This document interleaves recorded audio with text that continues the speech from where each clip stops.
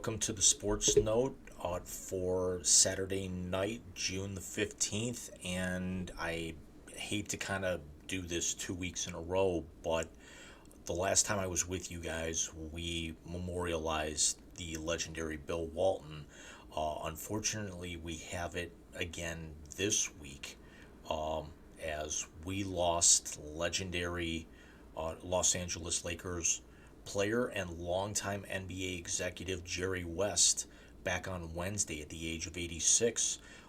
West played 14 years all with the Lakers. He was an All-Star every year. Um, West was the second overall pick in the 1960 NBA draft, and what a draft that was, because the number one pick was Oscar Robertson, who went on to be one of the greatest players in the history of the NBA as well, is in the Hall of Fame, and Lenny Wilkens was in the top 10 and also went into the Hall of Fame. So kudos to that 1960 class. There were a couple of other All Stars in there in the top 10, but nobody outside of really Robertson, West, and Wilkens had that long and illustrious of a career. Now, Jerry West was he was great on the court, um, but there's a lot of people that argue that he may have had a more lasting impact off of it. And there's part of the reason for that is that Jerry West's only NBA championship was with the Lakers back in 1972. It's not that he didn't, get opportunities in the finals, but that was right smack in the middle of the Boston Celtics heyday. Everyone remembers the '68 team. That was when West and Gail Goodrich and Chamberlain and um, Elgin Baylor, they were they were going up against the Boston Celtic teams that had Havlicek and Bob Cousy and Bill Russell. Um, so it's even more so um, historic that the Celtics are about to get championship number 18, likely on Monday or Tuesday night. I'm not sure about the schedule, being up 3-1 against the Dallas Mavericks in the 2024 finals, um, as they're currently tied with the Lakers for 17.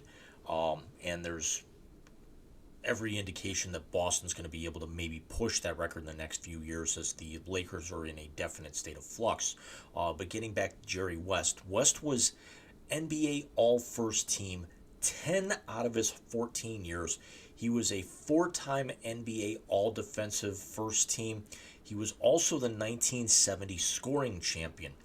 Now, Jerry West, again, that first and only championship as a player, 1972, but he also was the NBA Finals MVP back in 1969. The history regarding that is, again, he didn't win his only championship until 3 years later. That means that Jerry West was the first player, and to date the only player in NBA Finals history, to win the MVP award on a losing team.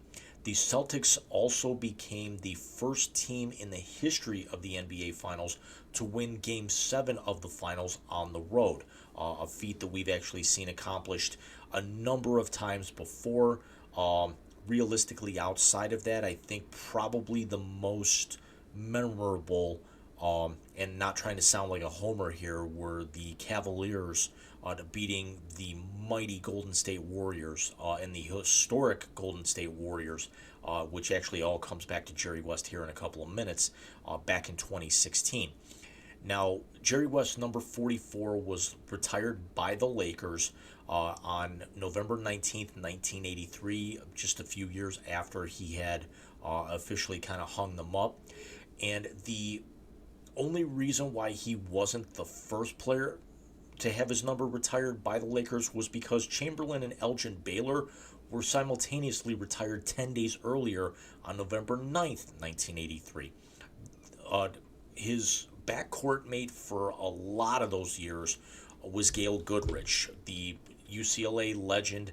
Gail Goodrich is also in the Basketball Hall of Fame. Uh, played quite a bit of his career.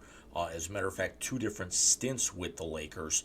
And Gail Goodrich's number 25 is also hanging up formerly in the Great Western Forum, now in the Crypto.com arena, formerly the Staples Center, formerly, however, other names.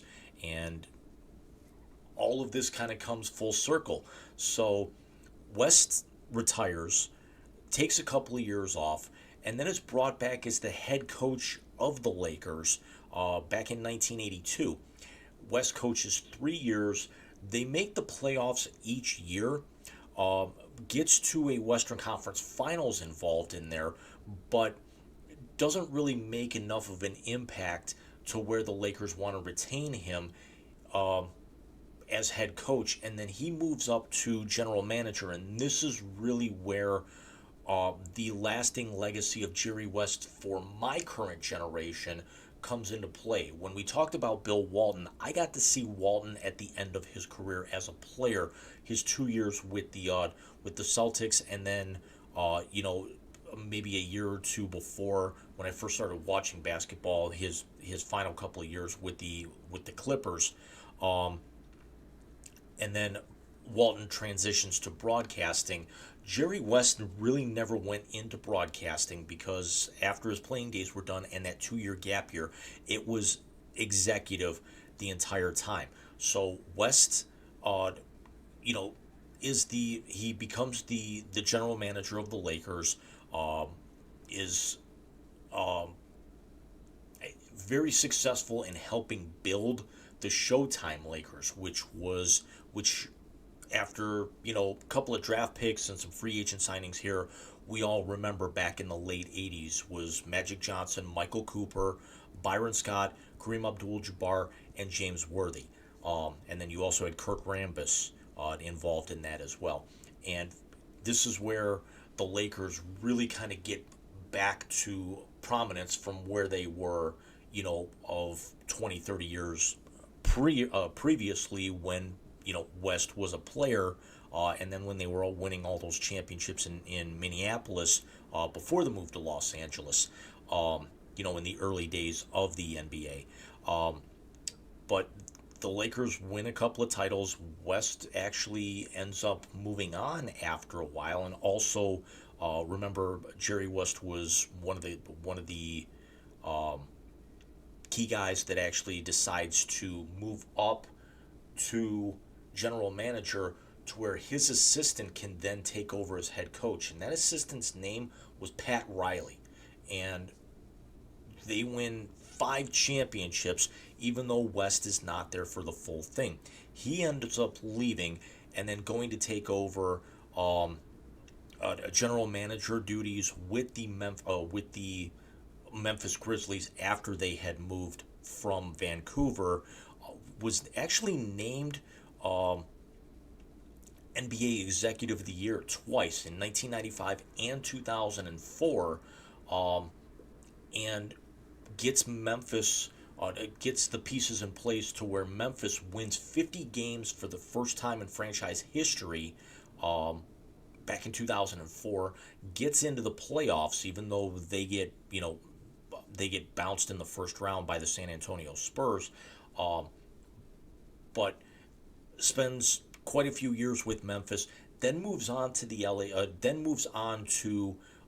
Golden State Warriors, and then starts to build another dynasty. Jerry West was the main reason why the Warriors won their first championship in 40 years back in 2015, and then was really the guy who ends up getting the draft picks and getting the free agency. Essentially, how he did with the Showtime Lakers to turn them into a dynasty, does the same thing with the Warriors, to where they're winning 3 titles in 4 years, and then actually won a fourth title just a few years ago here, even though West had already moved on, because all the pieces were already in place because of the core of what he was able to bring in.